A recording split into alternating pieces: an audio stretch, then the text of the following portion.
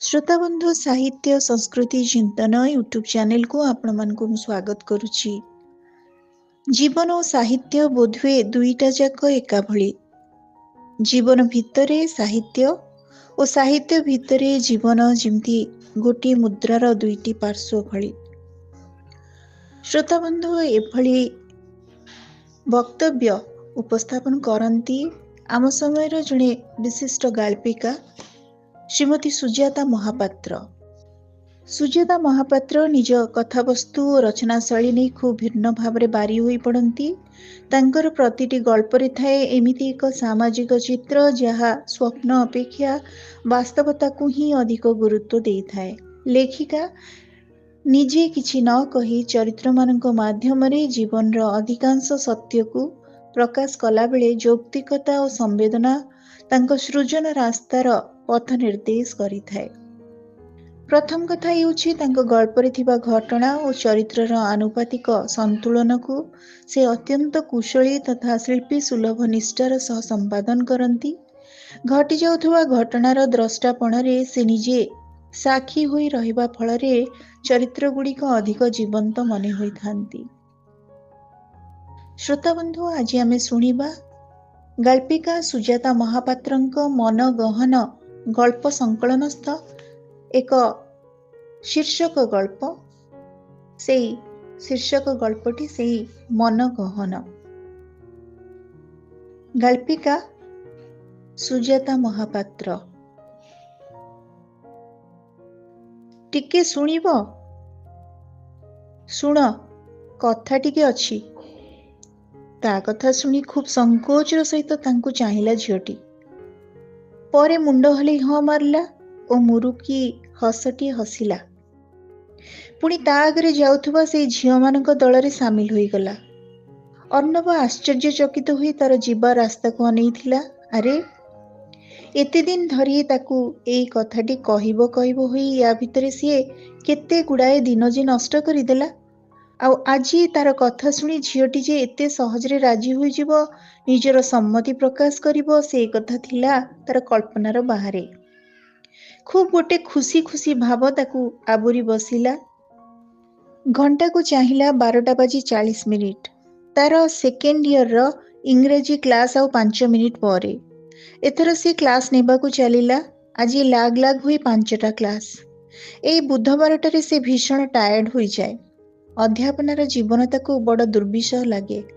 अर्णव मिश्र इंग्राजी विभाग अध्यापक, बयस 35, अविवाहित, पिलाटी दिनरू पितृहरा, घरे जेजेमा मा और सान भूणीटीए। पिलाटी दिनरू केमती एक चापग्रस्त जीवन। तार बाप नथिबारु खालीपण भितरे मनरे सबुबले भय और आशंका।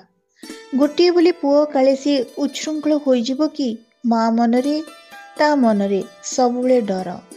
मार धारणा बापार डरटीए और बापर छत्र छाया तले थिले पिलामाने दायित्ववान होंती, कर्तव्य परायण होंती, जहाँकि अर्णवर नथिला। सबुबले माँ अर्णव प्रति बेसी पॉजिटिव। बेले बेले खूब अड़ुआ लगे अर्णव को। मात्र मार जगारे सी जेतेबेले निजको रखी भाबे सेतेबेले तार मनरे आउ किछि अफसोस रहे नाही। मार ता प्रति थिबा स्नेह दायित्वबोध ताकू जळजळ होई दिसे। निज मन को निजे सी बुझेई दिए। माँ गोटे प्राइमरी स्कूल रो हेडमिस्ट्रेस। घर परिवार पुणी चाकरी करबा भितरे खूब व्यस्त भरा जीवन। प्रतिदिन शह शह पिलांक दायित्व नेबा तार कर्तव्य। सेथिरे घरे 80 वर्षर जेजेमा तार जेते सबु काम ए सबु भितरे माँ चक परी घूरी घूरी पेशी होताए। अर्णव सबू देखे। मार नाचारपण को अनुभव भी करे। एबे चाकरी करिबा परे जेजेमा पई परिचारिकाटीए रखिदेछि अर्णव। काम करिबा लोकटीए मिलिथिबारु मार काम मध्ये टिके हल्का होई जाइछि। सेथिरे जेजेमा असंतुष्ट। तार इच्छा ता बहु सबु बेले ता काम करिवो। शाशुर काम करिबा बहुर कर्तव्य। चाकर बाकर कोन निज लोक परी करि परिबे? जेजेमा एबे पूरा पूरी सजिया साई। निज काम निजे करि पारंती नाही। सेइथिपई परिचारिकाटीए भी रहिछि। मात्र सबुबेले जेजेमा मुहरे मार ना। दिन राति रूमटा भितरु सुधा सुधा बोली ଡାକ ଛାଡୁଥିବେ। ବେଳେ ବେଳେ ଅର୍ଣ୍ଣବ ବ୍ୟସ୍ତ ହୋଇଯାଏ, ମାତ୍ର ମା ବୁଝେଇ ଦିଅନ୍ତି ସିଏ ପୁରୁଣା କାଳିଆ ଲୋକ, ତାଙ୍କର ଚିନ୍ତାଧାରା ଭିନ୍ନ। ଘରେ କାମ କରିବା ଲୋକଟିଏ କାହିଁକି ରହିଛି ବୋଲି ତାଙ୍କର ଅଭିଯୋଗ। ପରିଚାରିକାଟି କେତେ ଦରମା ନିଏ ସେ ବାରମ୍ବାର ପଚାରନ୍ତି। କଣ ଖାଏ, କଣ ପିଏ, ସେସବୁ କଥା ଜେଜେମା କିନ୍ତୁ ଜାଣନ୍ତି ନାହିଁ। ନହେଲେ ତାକୁ ଏ ଘରେ ରଖେଇ ଦିଅନ୍ତେ ନାହିଁ। ଏତେ ଗୁଡ଼ାଏ ପଇସା କାହିଁକି ଖର୍ଚ୍ଚ ହେଉଛି ଶୁଣିଲେ ତାଙ୍କର ଛାତି ଫାଟିଯିବ, ମାତ୍ର କିଛି ଉପାୟ ବି ନାହିଁ। ମାକୁ ଟିକେ ରିଲାକ୍ସ ତ ଦରକାର। ଜୀବନ ଯାକ ସେ କେତେ ଅବା ଖଟିବ। ଆଉ ତାର 2 ବର୍ଷ ଚାକିରି ଅଛି। ଘର ଆଉ ସ୍କୁଲ ଭିତରେ ସେ ପେଶି ହୋଇଯାଏ ପ୍ରତିଦିନ। ଅବଶ୍ୟ ଏବେ ସାନ ଭଉଣୀ ବିନ୍ଦୁ ଘର କାମରେ ମାକୁ କିଛି କିଛି ସାହାଯ୍ୟ କରେ। ସିଏ ମଧ୍ୟ ଅର୍ଣ୍ଣବ ଯାଉଥିବା କଲେଜରେ ଗ୍ରାଜୁଏସନ କରୁଛି। ଭାଇ ଭଉଣୀ 2 ଜଣ ଯାକ ପ୍ରାୟ ସବୁଦିନ ସାଙ୍ଗ ହୋଇ କଲେଜରୁ ଫେରନ୍ତି। କଲେଜ ଯିବାବେଳେ କିନ୍ତୁ 2 ଜଣ ଯାକଙ୍କ ଭିନ୍ନ ଭିନ୍ନ ସମୟ। ଯିଏ ଯେଝା ସୁବିଧାରେ ଯାଆନ୍ତି। ଅଭାବବୋଧ ଭିତରେ ବାପା ନଥିବାର ଦୁଃଖ ଅର୍ଣ୍ଣବ ମନରେ ପିଲାଟି ଦିନରୁ ଏକ ଅବସୋସ। କାହିଁକି କେଜାଣି ସ୍କୁଲରେ ପଢ଼ିଲା ବେଳେ ପ୍ୟାରେଣ୍ଟସ୍ ଟିଚର ମିଟିଂ ବେଳେ ସମସ୍ତଙ୍କର ବାପା ମା ଆସିଥିଲା ବେଳେ ତାର କେବଳ ମା ଯାଏ। ମନେ ମନେ ଖୁବ୍ ଝୁରି ହୁଏ ସେ ବାପାଙ୍କୁ। ବାପା ନଥିବାର ଦୁଃଖକୁ ଛାତି ଭିତରେ ଚାପି ଧରି ବଡ଼ ହୋଇଛି ସିଏ। ତାର ସାଙ୍ଗମାନେ ବାପାଙ୍କ ସ୍କୁଟର ପଛରେ କିମ୍ବା ଗାଡ଼ିର ଆଗ ସିଟ୍ରେ ବସି ସ୍କୁଲ ଆସୁଥିଲା ବେଳେ ସିଏ ଯାଏ ତାଙ୍କ ଘର ପାଖେ ରହୁଥିବା ରଥିଆ ଦାଦାଙ୍କ ରିକ୍ସାରେ ବସି। ରଥିଆ ଦାଦା ତାଙ୍କର ବାଡ଼ିରେ ଥିବା ଆଉଟ୍ ହାଉସରେ ରହନ୍ତି। କୁଆଡ଼େ ବାପା ଥିଲା ଦିନୁ ସିଏ ତାଙ୍କର ଘରେ ରହିଛନ୍ତି ତାଙ୍କ ପରିବାର ସହିତ। ତାଙ୍କ ଘର ସହିତ ରଥିଆ ଦାଦାଙ୍କ ସମ୍ପର୍କ କିନ୍ତୁ ଭିନ୍ନ ପ୍ରକାରର। ସେ ରିକ୍ସା ଟାଣିଲେ କଣ ହେଲା, ତାଙ୍କୁ ନିଜ ଘରର ଜଣେ ସଦସ୍ୟ ପରି ସମସ୍ତେ ଭାବନ୍ତି। ସେଇ ରଥିଆ ଦାଦା ତାକୁ ସ୍କୁଲ ନେବା ଆଣିବା କରନ୍ତି, ମାକୁ ମଧ୍ୟ ତା ସ୍କୁଲକୁ ନିଅନ୍ତି ଆଣନ୍ତି। ଏବେ ବିନ୍ଦୁ ମଧ୍ୟ ତାଙ୍କରି ରିକ୍ସାରେ କଲେଜ ଯାଏ। ଘରେ କେହି ନଥିବା ବେଳେ ଘରର ଦାୟିତ୍ୱ ମଧ୍ୟ ତାଙ୍କର। ଜେଜେମା କହେ ରଥିଆ ଦାଦା ତାଙ୍କ ଘରେ ରହିବା କୁଆଡ଼େ 30 ବର୍ଷରୁ ଉର୍ଦ୍ଧ୍ୱ ହେଇଗଲାଣି। ଆଗରୁ ମା ତା ବାହାଘର କଥା ଘରେ ଯେତେଥର ଉଠେଇଛି ଅର୍ଣ୍ଣବ ପ୍ରତିଥର ମାଙ୍କ କଥା ଶୁଣି ନ ଶୁଣିଲା ପରି ରହିଛି। ଏତେ ବର୍ଷ ଭିତରେ ସେ କେବେ ନିଜ ଜୀବନ ବିଷୟରେ ଭାବି ନାହିଁ। ବାହାଘର ତ ବହୁ ଦୂରର କଥା, କୌଣସି ଝିଅ ମଧ୍ୟ ତାକୁ ଏପର୍ଯ୍ୟନ୍ତ ପସନ୍ଦ ହୋଇନାହାନ୍ତି। ବେଳେ ବେଳେ ମା କହନ୍ତି ତୁ ଯଦି କୋଉଠି ଠିକ୍ କରିଛୁ ତାହେଲେ ମତେ କହ। ଯେଉଁ ବୟସରେ ଝିଅ କଥା ନା ତୁ ଏମିତି ହେଲେ କେମିତି ହେବ? ତୋ ବାହାଘର ପରେ ପୁଣି ବିନ୍ଦୁ ବାହା ହେବ ନା ନାହିଁ? ଆମର ବା କିଏ ଅଛି ତୁମମାନଙ୍କ ଦାୟିତ୍ୱ ନେବ? ଯାହା କରିବି ମୁଁ ଏକା। ସବୁବେଳେ ମା ଏମିତି କଥା କହି ବାପା ନଥିବାର ଦୁଃଖ ଆଉ ଏକୁଟିଆପଣର ଦ୍ୱାହି ଦେଇ ଅର୍ଣ୍ଣବକୁ ଦୁର୍ବଳ କରିଦିଅନ୍ତି। ହେଲେ ଅର୍ଣ୍ଣବ ଆଜି ବହୁତ ଖୁସି। କେଜାଣି କାହିଁକି ସେ ବବ୍ କରା ଶ୍ୟାମଳୀ ତନୁ ପାତଳୀ ଝିଅଟିକୁ ଦେଖିଲା ଦିନୁ ତାକୁ ଖୁବ୍ ଭଲ ଲାଗୁଛି। କଲେଜରେ ପହଞ୍ଚିଲା ପରେ ମନ ଆପେ ଆପେ ତାକୁ ହିଁ ଖୋଜି ବୁଲେ। କାହିଁକି କେଜାଣି ତାକୁ ନ ଦେଖିଲା ପର୍ଯ୍ୟନ୍ତ ମନଟା କୋଉଠି ଲାଗେ ନାହିଁ। ବିଏ ପ୍ରଥମ ବର୍ଷର ଛାତ୍ରୀ ସିଏ, ଇକୋନୋମିକ୍ସ ଅନର୍ସ ତାର। ଅର୍ଣ୍ଣବ ଅନ୍ୟମାନଙ୍କ ସାହାଯ୍ୟ ନେଇ ଏଇ ମାତ୍ର ଝିଅଟି ବିଷୟରେ ଯାହା ଯୋଗାଡ଼ କରିଛି ତାହା ହେଲା ନାଁଟି ତାର ଅନିନ୍ଦିତା, ଆନି। ତାର ସାଙ୍ଗମାନେ ତାକୁ ଆନି ଡାକୁଥିବାର ଅର୍ଣ୍ଣବ ବହୁତ ବାର ଶୁଣିଛି। ସେଦିନ ମଧ୍ୟ ସେ ଡାକିଲା, ଆଜି ଟିକେ କଥା ଅଛି, କ୍ଲାସ୍ ପରେ ଦେଖା କରିବ। ଖୁବ୍ ସହଜରେ ଆନି ତାର ବବ୍ କରା ବାଳକୁ ଟିକେ ପଛକୁ କରିଦେଇ ମୁଣ୍ଡ ଟୁଙ୍ଗାରି ନିଜର ସମ୍ମତି ଜଣେଇଲା ଆଉ ସାଙ୍ଗମାନଙ୍କ ସହ ଡେଇଁ ନେଇ ଚାଲିଗଲା। ଖୁବ୍ ବେପରୁଆ, ସାଧା ସିଧା, ଖୁସି ମିଜାଜର ଝିଅଟିଏ। ଶ୍ୟାମଳ ରଙ୍ଗର ଯେ ଏତେ ମାଦକତା ଥାଇପାରେ ତାହା ତାକୁ ହିଁ ଦେଖି ଉପଲବ୍ଧି କରିଛି ଅର୍ଣ୍ଣବ। ଆଜିକାଲି ଗୋରା ଚମଡ଼ା ପାଇବା ପାଇଁ କିଏ କେତେ ପ୍ରକାର କସରତ ନ କରୁଛନ୍ତି। ଟିଭି ଖୋଲିଲେ ଫେୟାର ଆଣ୍ଡ ଲଭଲି କ୍ରିମ୍ ଠାରୁ କାହିଁ କେତେ ବିଦେଶୀ ପ୍ରସାଧନର ବିଜ୍ଞାପନ। ଖାଲି ଗୋରା ହେଇଗଲେ କଣ ଝିଅମାନେ ସୁନ୍ଦର ଦିଶନ୍ତି? ଅବଶ୍ୟ ଏ ଧାରଣା ଏବେ ସମସ୍ତଙ୍କ ମନରେ। ମାତ୍ର ଅର୍ଣ୍ଣବ ସମସ୍ତଙ୍କ ଠାରୁ ଭିନ୍ନ। ତାର ସୌନ୍ଦର୍ଯ୍ୟ ବୋଧ ମଧ୍ୟ ଅନ୍ୟମାନଙ୍କ ଠାରୁ ନିଆରା। ତା ମନକୁ ମାନିଛି ଅନିନ୍ଦିତା। ତାର ଶ୍ୟାମଳ ରଙ୍ଗ, କଥାକୁ ଆଖି, ତା ଭିତରେ ଥିବା ହରିଣୀର ଚଞ୍ଚଳତା ସବୁ ଯେମିତି ଅର୍ଣ୍ଣବର ମନକୁ ଛୁଇଁଲା ଭଳି। ଅର୍ଣ୍ଣବ ଦେଖିବାକୁ ଗୋରା ତକ୍ ତକ୍ ହେଲେ ତା ଦେହର ରଙ୍ଗକୁ ସେ ଆଦୌ ଭଲ ପାଏ ନାହିଁ। ତାକୁ ଦେଖିଲେ ସମସ୍ତେ ସୁନ୍ଦର ଓ ସ୍ମାର୍ଟ ବୋଲି କହନ୍ତି। अर्णव मिश्र 5 फुट 11 इंच, गोरा तक तक वरिष्ठ चेहरा, इंग्राजी गोल्ड मेडलिस्ट। तापाई कॉलेज रे झियो माने पागल। तार सहकर्मी अविवाहिता माने मध्य अर्णव को पाइबा पई निज निज भितरे प्रतियोगिता करती। मात्र अर्णवर मन मोहि नहीं से श्यामली चुलबुली झीटा। से दिन द्वितीय वर्ष इंग्राजी क्लास नेला बेले अर्णव बारंबार अन्यमनस्क हो पड़ुला। एबे क्लास पर आनी सहित देखा ताकू से कौन कहब, केमिति भी कहब। गुरु छात्र संपर्क जेतेबेले तार गारिमा को बजाय रखी कौन केमिति कुहा जाई परिबो, से कथा भाभी ता देहरे झाल कंटे आसिला। केमिति कहब आनी मु तुमको लाइक करे, भल पाए बोली। आनी कौन भाविबो ता विषय रे? सी जे तार गुरु।